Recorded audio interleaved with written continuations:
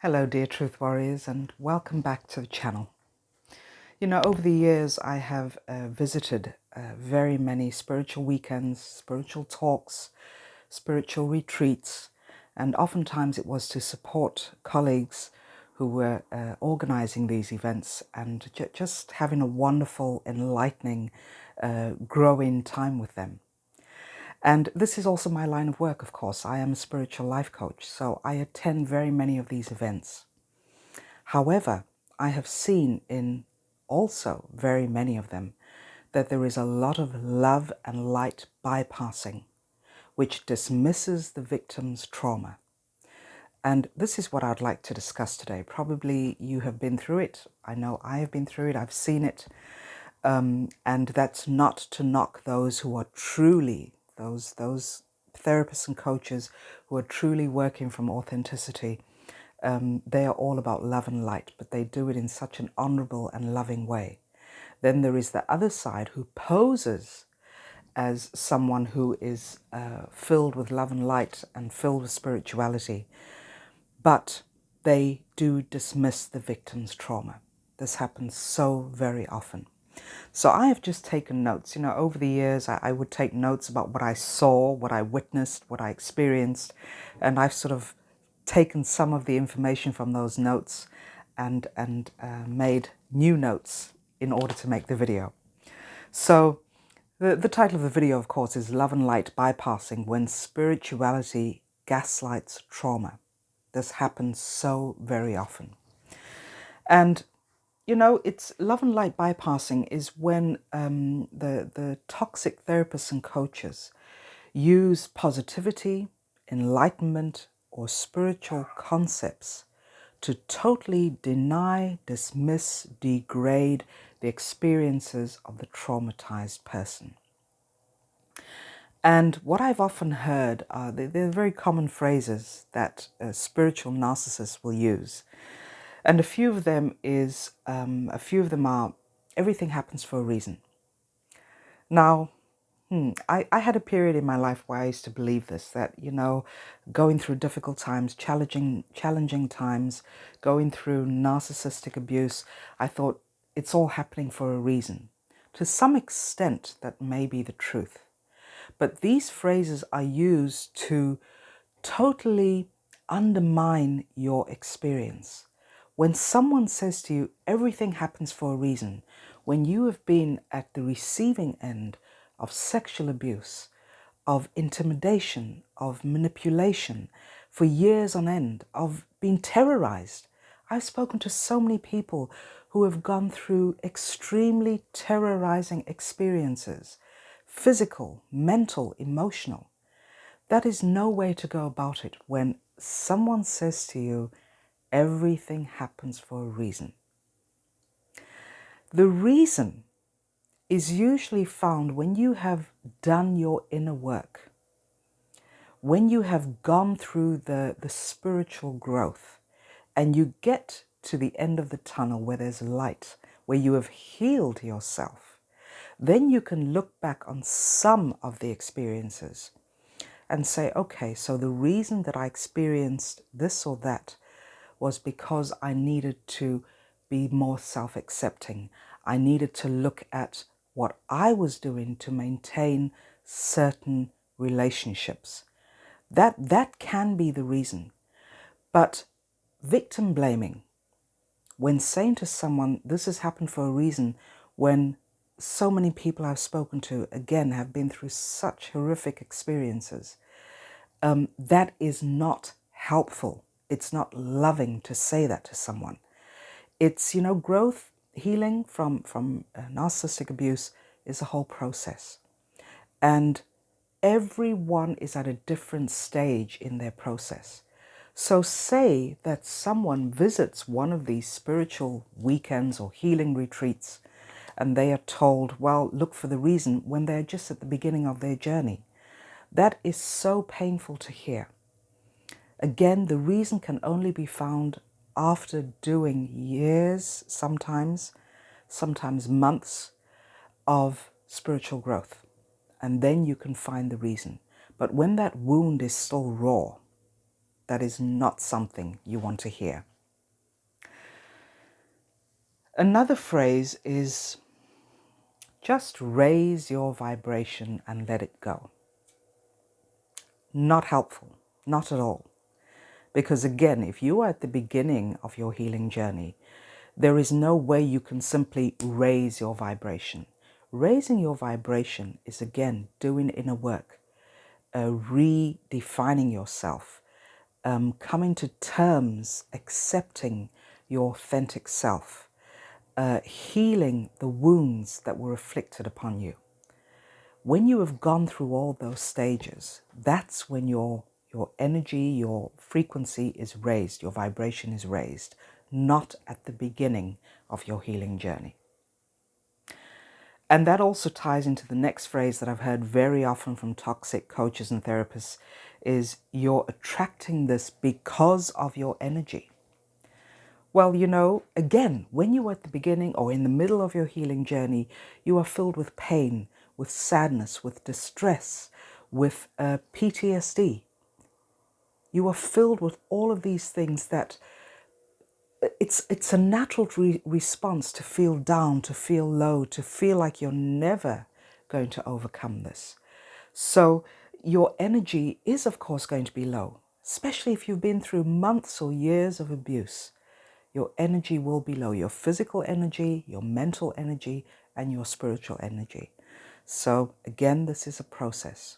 Someone who says to you, your energy is why you're attracting all these narcissists. No, it's simply because you haven't healed the wounds yet. So narcissistic people use spirituality to gaslight others in spiritual spaces, as I just said, and they can use certain spiritual concepts to avoid accountability, to dismiss valid pain, and to keep people in toxic situations. So again, I've just written down a few phrases that I've heard over the years. Avoiding accountability.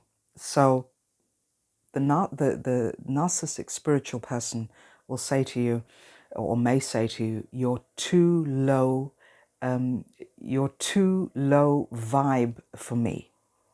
Sorry, I couldn't read my own handwriting there. Excuse me. You're too low vibe for me. So this suggests, and I've seen it, you know, when someone says something to you and you have the, and you're sitting in one of these retreats or in a spiritual class and you hear this and you just see the physical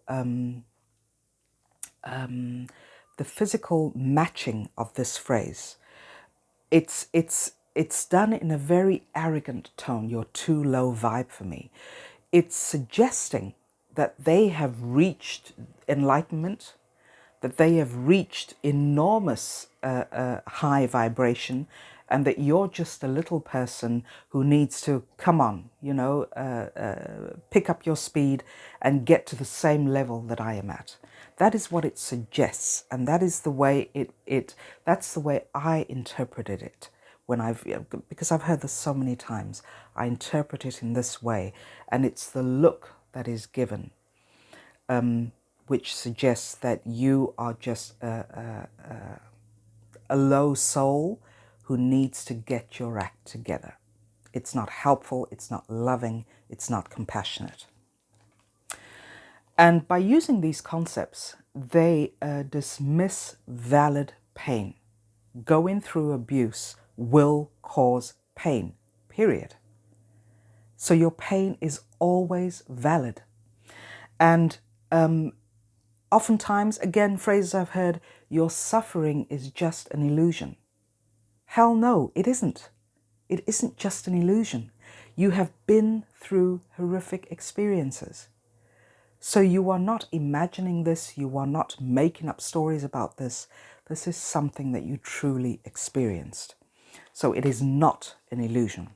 Don't let them gaslight you in that way. Another spiritual concept that is often used is, which keeps you in toxic situations, is that they may say to you, it's your karma to experience this. And when you were told this, especially again, I may be repeating myself, but it's just because I want to drive this point home. When you're at the beginning or in the middle of your journey, you are still healing your wounds. So when you say this to someone, that it's your karma to experience this, it keeps that person in the toxic relationship, because the traumatized person thinks, well, yes, maybe, you know, there's something wrong with what I'm doing. Maybe I've been a bad person to the narcissist. I answered them. I showed very despicable behavior. I treated them wrongly, and this may all be true, but usually this is a form of reactive abuse. When your buttons have been pushed, when you have been seriously manipulated and traumatized, you are going to at some point react, because it just becomes so overwhelming that you will react in a way that is not normal or usual for you. It's pure, it comes from frustration. It comes from, I cannot take this anymore. So you lash out. And then this phrase is used, it's your karma. So you certainly believe that. It's my karma that I'm experiencing this. And this keeps you, or can keep you, in toxic relationships. It is not helpful. It is not compassionate. So the third point that I took from my notes was when healing turns into suppression. And what does this mean? Victims of abuse are often pressured in these spiritual spaces to forgive and forget. Now, you know, that's a very simplified way of putting it. It's very demeaning. It's very arrogant when someone says this to you, just forgive and forget. Well, first of all, you cannot forget your experiences. You can never forget your experiences. Through your healing, you can get to a place or point in your life where the memory becomes less pressurized, less painful, because you have done the healing work and because you can remove the emotion from the experience. That's when you truly know you have healed. But it has nothing to do with forgiving and forgetting. This is often said so prematurely. Forgiving, again, is a process. Someone who has been through hell and high water cannot just say, well, I'm going to forget those experiences and I'm going to forgive my abuser for doing this to me. That is a process. And if anything, I do not promote forgiving the abuser in your life. What I do promote is forgiving yourself for believing everything that was conditioned into your whole being. Forgive yourself for believing that. And if you feel that you can never forgive the abuser, that is okay. I know that just speaking from my own story, I have not forgotten what I experienced with the abusers in my life, but it has been pushed to the back of my mind. The volume and the trauma of that story has been turned down, so to speak. But I know in my heart that I can never forgive them for that, and that's okay. I have forgiven myself for believing everything that they manipulated me into believing about myself. And, you know, there is one person, I should say, but this is years ago. I've spoken of him before, my very first boyfriend, who turned out to be a narcissist that I was unaware of at the time. It has been over 27, maybe 28 years since our relationship ended. And I have now gotten to the point where I feel peace. I don't need to ever bump into him again. I don't ever need to have a conversation with him. But I have, maybe to some extent, forgiven him. But that's a very personal thing. That is very personal. Don't let anyone pressure you into forgiving and forgetting. Bypassing emotions does not lead to authentic healing. It simply suppresses wounds. Narcissistic abuse causes such terrible wounding. Emotional, mental, physical wounding. These are wounds that need to be treated accordingly. If you were to have a gaping wound anywhere on your body, you would go to a doctor, it would be cleaned out, you'd get medication, it would be bandaged, and you would have to take it easy, and you'd have to take medication over a period of time. You'd have to redress the wound, clean it out. So it is a whole process. The same goes for healing from narcissistic abuse, is that those wounds need to be spoken about. If you're feeling certain emotions, and of course you will be, these feelings of anger, resentment, disappointment, hurt, revenge even, all these feelings are valid. And it does not help to bypass those feelings and say, just raise your vibration, you'll be fine. Just step out of your illusion. No, these wounds need to be addressed with care and compassion so that they can heal over time. For some, it is a quick process. For others, it is a longer process.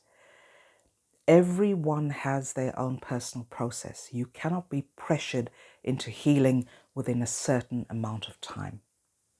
So please just keep this in mind when you visit these retreats, when you are in contact with a spiritual coach and you sense that there are red flags in the interaction with the coach. Keep this in mind, is that healing is not about suppressing emotions or suppressing feelings. These feelings need to be brought to the surface, talked about. You need to deal with the feelings, feel with the feelings, and then you can heal them. Keep this in mind. Feel, heal, deal. That's, it's a common phrase that's used by very many coaches, and it is the truth. Feel, heal, and deal with it. That's how you get to authentic healing. So finally, my final point is that there is a difference between spiritual growth and avoidance. Spiritual growth, as I just said, is about taking baby steps. Literally, when a baby is learning to walk, they take it one step at a time. They fall. They do fall. But they get back up again and continue the process until they can walk with confidence. And then the next phase is to run. The same goes for your spiritual growth, is to take things one step at a time, acknowledging your feelings, acknowledging your emotions, understanding where they're coming from, speaking about it, doing the inner work to heal all of that. That is what spiritual growth is about. And growth takes time. Growth is not something quick. Growth takes time and patience and, again, compassion. The difference with avoidance is what a narcissistic spiritual person will tell you, is just avoid all of that stuff. Stop talking about your story. Just forget all about it and move into this higher vibrational frequency. Be happy, spread love and light, spread joy, be positive, and you'll be fine. No, no, no, no, no. That is not the way it works. So that is the difference between spiritual growth and avoidance. Do not avoid what you're feeling. Do not avoid. I know it can be so difficult when you are healing. The easiest way is to just avoid certain situations, avoid certain people, avoid getting the therapy or the coaching that you need. Avoid all of the stuff that you're feeling inside and you keep suppressing it. No, no, no. It's not about avoiding. It's about embracing and accepting what you have been through and then working through that piece by piece, bit by bit, emotion by emotion, feeling by feeling. So again, love and light. Love and light is amazing. Absolutely amazing. But don't let narcissistic spiritual people tell you to simply use love and light to avoid everything, to bypass everything that needs to be addressed. Love and light to all of you, and wishing you so much courage on your healing journey. Speak to you all very soon.